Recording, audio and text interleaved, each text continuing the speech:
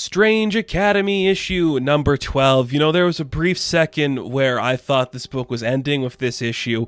Luckily, they teased issue 13 at the end because what is up with this book right now? Like, I know Scotty Young just made his big announcement with Substack where he's bringing back I Hate Fairyland, but why is this book being delayed like every second month? Like, I don't understand. Is it Umberto? Is he falling a little behind in the art? I don't know. I just think it's weird that out of every book on like Marvel's list right now, this is the one that just kind of like not only falls under the radar but just doesn't have like a proper release. And it's like every now and then it shows up. But look, I say all that, I'm just glad this book is back because, you know, I say it every issue, I'm not a fan of the magical school premise. I've said that since day one of this book. Fans of my channel for a long time will know I don't like that stuff. For some reason, and I don't know, it's got to be Scotty and Ramos just doing a great book here, but I just can't help but love these characters. Like, this feels so innovative and fresh and fun, and maybe because it's like set under the Marvel umbrella, I have a little more of a soft spot for it, but who knows? So, last issue, Toth was killed. We call in Private Eye Howard the Duck to help us out. We realize that it was it Calvin's jacket? Yeah, it was Calvin's jacket that was his creature. It consumes him, and now we open up this book, and everybody is being attacked by this creepy big blob of mess. It's gonna kill everyone. And basically, this creature reveals itself to be Mr. Misery. It's a being that kind of fought Doctor Strange in, well, they said like Volume 4, Issue 5. I don't read Doctor Strange, so I don't know what happened in that, but I guess Doctor Strange fought like a big creature like this, and he locked it away, and it consumed him, and he like threw it up into a toilet or something, and like went through some systems, and randomly just found this kid. It's like, wow, this kid's got a lot of grief and sadness in him. I can use that to manipulate things to my benefit. So when Calvin goes to this new house that he's being like fostered into, he finds this jacket in the closet, he wears it, and he feels better about himself wearing it. And we see that now Mr. Misery has created this thing that has consumed Calvin. Literally, Calvin isn't there anymore, and everything is about to go bad for our students of Strange Academy. Jericho kind of pushes Shaylee out of the way, just like, stop fighting. This isn't Calvin's fault. This jacket literally just tried to like consume him. Let's take a chill pill for a minute. So then we just like have a little second where Jericho's trying to get the students to safety, but they're just like, nope, we're fighting this thing. It's trying to kill us. Okay, we fight it. It kind of like kidnaps Alvy and he throws them around and everything. The Asgardian boys aren't doing too good. Then Gus kind of like smashes through the top of the building, just trying to like rip it off, but it starts to consume Gus too. And basically, as that is happening, we see Calvin is like kind of breaking through the pain. He's like, this really hurts. I don't want to do this. Please let go of me. But Mr. Misery is not going to let him go and just blasts him. And it's just like, okay, this is very tragic. And I like the way this book has been able to like bounce around with all the characters. But I think if you look at the roster of like all these students that we follow, Calvin is kind of like the odd one out. He's always just been like a different type of magic user. Like, he's not like a zombie, Asgardian, or anything. You know, he's on a Dormammu. He's just like this kid who needed to fit in, which is why it chose him. And I kind of like the way that story goes. So the mindless ones kind of do their best to keep the kid safe, but we see that Desi has an idea.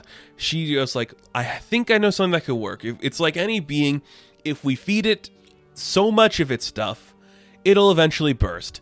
So she steps in front of the creature and she's like, you know, we're a lot alike. You know, I also feed off despair and I pretty much control it. Like, I am this like really powerful being. She kind of goes like full demon and she's like, since I have so much despair to like give you, why don't I just give you some? And she literally like blasts all this energy into Mr. Misery. He's like, this is really cool. Thank you, lady. I love it. So then it's kind of just like, we have to overload his senses and maybe that'll do something useful. So Desi's doing a great job, but all of the other characters are just like, okay, let's use our despair to save our friend. So all the teenage angst of these characters is just literally being channeled into their like energy projections, and they're attacking this creature with their teenage angst. And Desi, who's now a full demon, is literally just destroying into this stuff, and you see that Mr. Reed's like, what are you doing to me? There's so much despair. She's like, yeah, it's all the suffering in existence, bitch. And it overloads Mr. Misery, and they're able to free Calvin. They don't kill Mr. Misery right away, But once Calvin is free and we see that he is holding the heart of Toph, we are finally able to take Mr. Misery, and we just get a gorgeous scene. It is super insane. I love it because, look, this kid's the best. I love it. Desi literally just eats it. She eats Mr. Misery. Everyone's just like, that just happened in front of us. And we just see that Calvin breaks down crying, and it's very sad. So we are able to restore Toph. He's back to normal. Everything is kind of hunky-dory in this situation. Nobody's really sure, like, what just happened, but we managed to save everything, and all these kids are talking. They're super excited for everything going on. Like, Toph is back. They're all talking to him, but Calvin is kind of sitting alone over to the sidelines, and he's not really sure, like, if he should stay or anything. And it's a really powerful moment where the one who sees that Calvin wants to leave is Toph, and Toph just kind of, like, walks away from the crowd, puts a hand on Calvin's shoulder, and just hugs him. And it is so good. And you just see, like, this is great. Like, I just love it so much. He just breaks down crying in Toph's arms. Shaylee's like, this guy can't get any cooler. I love my boyfriend.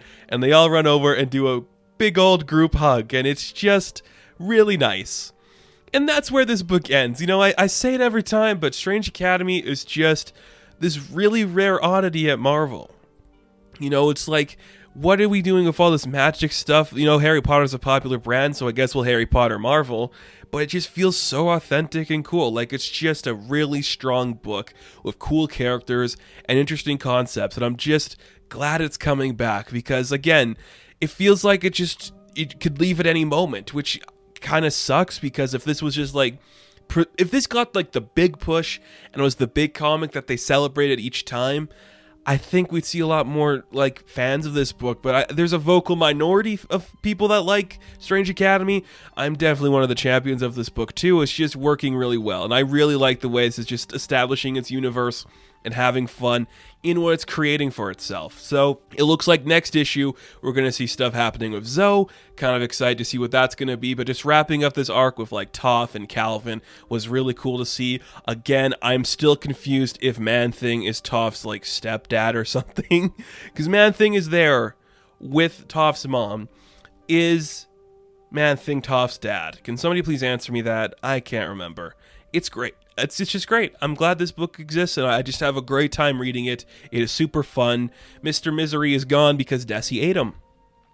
Never thought I'd say that, but hey, it happened. It was pretty cool. So, Strange Academy issue number 12. I am going to give a 7 out of 10. Now, thank you guys for watching this review. Be sure to like and subscribe to the channel. As always, you can check me out on Instagram, TikTok, and Twitter, and I will catch you in the next one. Have fun, stay safe, good luck.